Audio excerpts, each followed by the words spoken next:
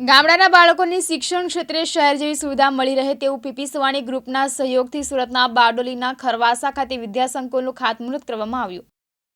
ગુજરાત રાજ્યમાં શિક્ષણ ક્ષેત્રે આગવી ઓળખ ધરાવતા પીપી સવાણી ગ્રુપ દ્વારા શહેરી વિસ્તારમાં બાળકોને જે સુવિધાઓ મળે છે તેવું જ શિક્ષણ ગ્રામ્ય વિસ્તારોમાં પણ મળી રહે તેવા શુભ હેતુથી સુરત જિલ્લાના બારડોલી તાલુકાના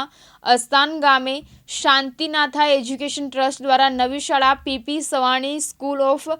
એક્સેલન્સ કેજી અને ધોરણ 1 થી 12 સુધી અંગ્રેજી અને ગુજરાતી માધ્યમ સ્કૂલ બિલ્ડિંગ સાથે સ્વિમિંગ પુલનું ભૂમિપૂજન કાર્યક્રમ કુબેરભાઈ ડિંડોર મંત્રી ઉચ્ચ શિક્ષણ અને આદિજાતિ વિકાસ વિભાગ ગુજરાત સરકારના અધ્યક્ષસ્થાને યોજાયો હતો। જે પ્રસંગે માજી રેલવે મંત્રી દર્શનાબેન જરદોશ તેમજ શિક્ષણ મંત્રી પ્રફુલભાઈ પાનસેરિયા બારડોલી ધારાસભ્ય સહિતના અનેક મહાનુભાવો ઉપસ્થિત રહ્યા હતા અને મહાનુભાવોના વરદ હસ્તે મનોદિવ્યાંગ બાળકોને પ્રોત્સાહિત કરવામાં આવ્યા હતા।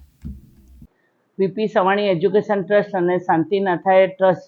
જે દિવ્યાંગો માટેની સંસ્થાનું કામ કરી રહી છે એ બંનેના સુભગ સમન્વયથી અસ્તાન ખાતે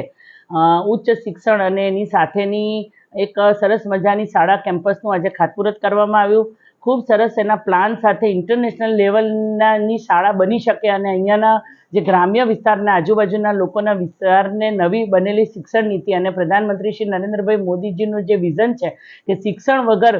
નું જીવન અને આપણા બાળકોના ભવિષ્ય સાથે આપણે સૌ જોડાયેલા સાથે મળીને પ્રયત્ન કરીએ એની અંદર બંને મહાનુભાવો ભેગા થયા। ડાયાભાઈ અને વલ્લભભાઈની બંનેની ટીમને ખૂબ ખૂબ અભિનંદન અને જે રીતનું એમણે અત્યારે વિઝન આપ્યું છે એ વિઝનને આધારે ટૂંક સમયમાં આ શાળાને તૈયાર થયેલી આપણે સૌ સાથે મળીને જોશું। આજે શાંતિનાથા એજ્યુકેશન ટ્રસ્ટ અને પીપી સવાણી ગ્રુપની જે નવી શાળા સંકુલ PP Savani excellence school of excellence શરૂ થવા જઈ રહ્યું છે તેના ભૂમિ પ્રસંગના શુભ અવસરે